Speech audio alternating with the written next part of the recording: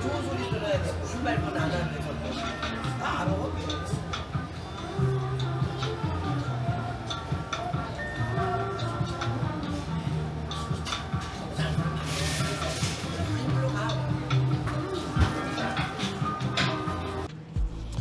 Hello, new week, new video, new equipment. As you can see, I am filming on a DJI Osmo Pocket 3 and also have the DJI mic 2. So hopefully the videos will now look better and also have much better sound.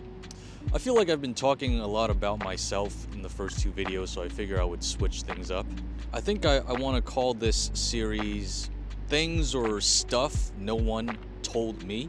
The idea behind these videos is that I am a first-generation immigrant, so are my parents. They came to this country without the English skills or the education to really move past the working class. So a lot of things in terms like assimilating into American culture, things like American society, things related to academics, the professional world, and even finances. A lot of those things I was left to figure out on my own. So I figure one of the things I can do is make videos and talk about those things and share them, and hopefully this will be useful to others. I just think that even for myself, if there was someone who had made videos like this and explained certain things to me when I was growing up, it probably would have saved me a lot of time and energy and effort, and just helped me understand the world in just a much better way. So the topic of today's video is the 4 levels of wealth and finance. And I was inspired to talk about this because I get a lot of videos in my YouTube feed of what I would refer to as regretcore. Regretcore is when people make these unscripted videos. They turn on the camera and they talk about the mistakes they had made in life. They tell their story. Sometimes they talk about what they wish they had done differently. And I'd seen 2 videos. Both of these videos, these men were pretty young. They were in their late 20s, almost 30. And they had talked about how they were working these jobs, didn't pay a lot of money, basically minimum wage jobs. Both decided to quit these jobs in order to pursue a side hustle. So one of them quit his job to go full-time or all in on YouTube. And the other one quit his job and tried to launch his small business, which was like selling merch or like selling like clothing. For both of them in these videos, they talk about why it was ultimately a mistake to go all in on their side hustles. So I think the reason why a lot of people make decisions they come to regret in terms of things like pursuing a side hustle is because, like me, no one had explained to them there are levels to wealth and finance. Without that framework in mind, it's hard for you to make good decisions in terms of knowing what to prioritize depending on what level you are currently at. And so, with that, we move on to the main topic of this video. I present to you Thomas May's financial pyramid. Now, at the very top of this pyramid is a level that I would like to refer to as affluence. There's maybe only dozens of people in the world who are at this level, and they are worth hundreds of billions of dollars. The people at this level are the ones you probably also know of, people like Musk, Gates, Bezos. It goes without saying that there's literally nothing they can't buy in terms of objects or services. Several of these guys are literally building spaceships so they can leave the planet and no longer have to live here with us poor people. I think the real marker of the affluent level is that you have the ability to shape or affect the world as you see fit.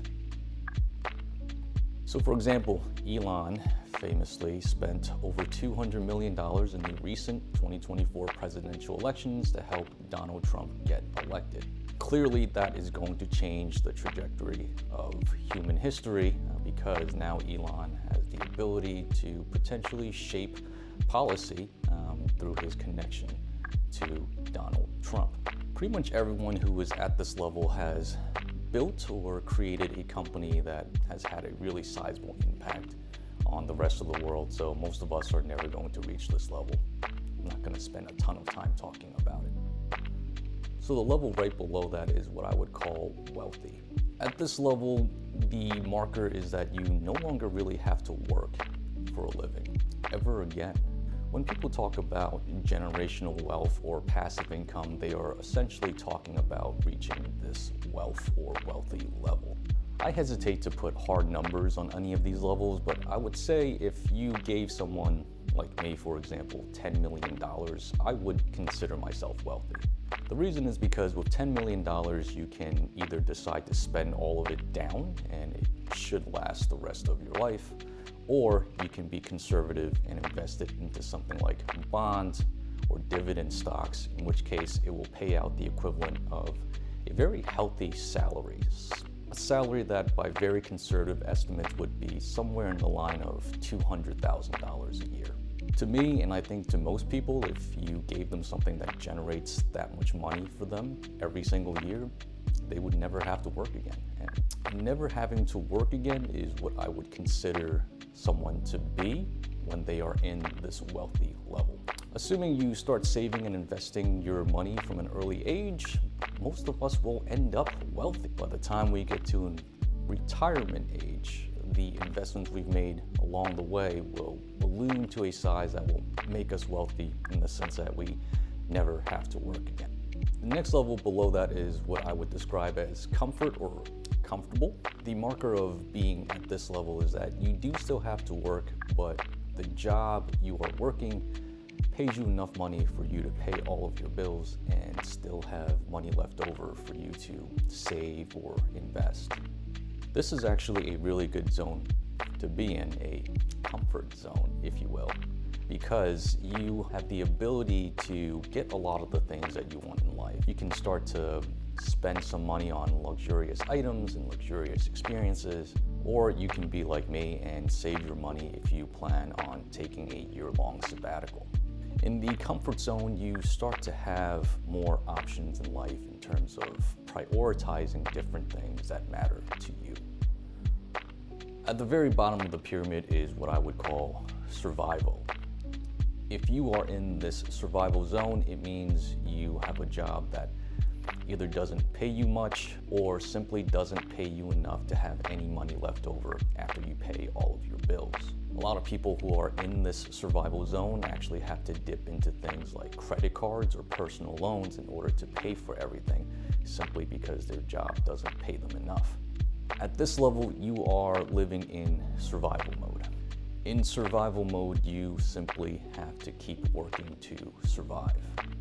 You really don't have many options in terms of what you want to do or pursue, and you have very little margin for error. I think one of the key things to understand about the financial pyramid is that your optionality increases as you move up in the pyramid. Optionality is just a fancy way of saying options. And like it or not, having more money gives you more options in life. Unfortunately, no one really explains to us that if we are at the bottom of this pyramid and we are in survival mode, that we don't really have optionality. We shouldn't take risks like abandon our jobs, quit our jobs to pursue a side hustle. So what are the things I want you to take away in this video? The first thing is, if you are in the survival zone and you are living in survival mode, you have to keep your job. I'm sorry, I've been there myself. I know your job is probably really hard. It probably doesn't pay that much, but you just need to survive. You need to keep your job. You cannot quit your job to pursue a side hustle. I don't care what that side hustle is. I don't care how much you care about it, how much you're passionate about it. If it made more money than your job right now, it wouldn't be your side hustle, it would be your main hustle. Your goal should be to do everything you can to get a better job, to get a job that pays you more, has better work-life balance, better growth opportunity. Like, feel free to go back to school, get training, certifications. I fully support that.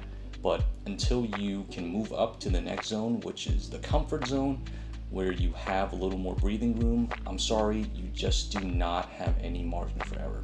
And you need to keep your job. You need to keep working. The second thing is, being in the comfort zone should be your goal. The comfort zone is exactly what it sounds like. It is really comfortable.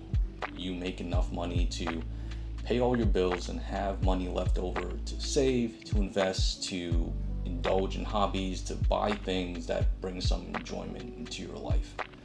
Beyond that, the reason that the comfort zone should be the goal for people is because if you hang out in the comfort zone for long enough and you just take all that money that's left over and you save it or invest it, you will eventually end up wealthy. There are studies that show that most people who end up as millionaires did not do anything special or crazy like launch a really successful business or have really high paying jobs. These were people who simply took the money that they had and saved and invested it, and over a long enough period of time, they eventually just ended up wealthy. So that should be everyone's goal. If you are in survival mode, your goal should be to enter the comfort zone. If you are in the comfort zone, your goal should be to stay there, maintain that for as long as you can, save your money, invest your money. It's just going to give you options. Like it or not, the truth is that money does give you options in life. It gives you the freedom to do things like what I'm doing, take a year off from working and, pursue some different things, make YouTube videos. Like, maybe that's your passion, but until you get into the comfort zone and you've saved up some money, you're not going to be able to do that. The last thing I want you to take away is resist the temptation to try and skip ahead. What I mean by that is, I think the reason that things like crypto, NFT, sports gambling really took off is that a lot of people saw this as a way to quickly skip ahead in terms of the level that they're at. So if someone is in survival mode, they're not making that much money, they don't have that much money, they feel like, hey, if I buy crypto or NFTs, or if I, gamble on sports, that maybe I will hit it big and then I can just skip ahead and end up wealthy. Unfortunately, that's just not how it really works. Most people don't end up wealthy and get really lucky from buying crypto or sports gambling. So really resist the urge to do that. Resist people who try to sell you a course or try to clue you in on some sort of secret that's going to allow you to skip the hard work it takes to save money and give yourself freedom and truly have something that is sustainable and long term.